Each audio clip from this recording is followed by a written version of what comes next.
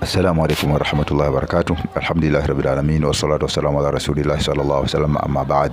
Na ndugu yangu Muislam, naendelea kukuletea mfululizo vipindi vyetu, na tupo katika mlango wa adabu asiyam, na adabu hizi ni almustahabbatun, adabu za kufunga zile ambazo ni sunna. Adabu namba 2 ya kufunga ambayo ni sunna, ta'jilu lifutur, mtu kuharakisha kufuturu. Idha tahaqqaqa ghurubu shamsi, pindi itakapothibitika kuwa jua tayari limeshazama. Basi ndugu yangu Muislam, hakikisha unapojiridhisha kuwa jua limeshazama, basi fanya haraka kufuturu. Ina katika adabu ya kufunga.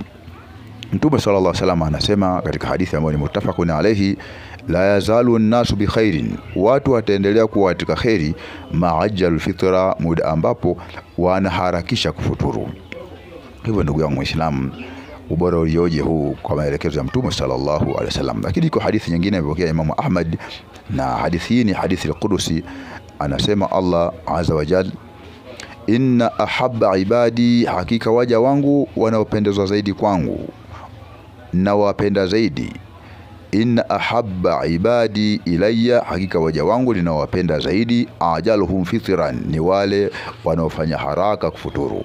Kwa hivyo ndugu yangu Muislamu, huu ni wema na fadhila hizi kutoka kwa Allah ambazo Mtume sallallahu alaihi wasallam anatufundisha. Kwa hivyo tuyashike mafundisho haya na tuyatekeleze kivitendo, ili Allah subhanahu wa ta'ala aweze kutupa fadhila na atulipe mema katika ibada zetu hizi.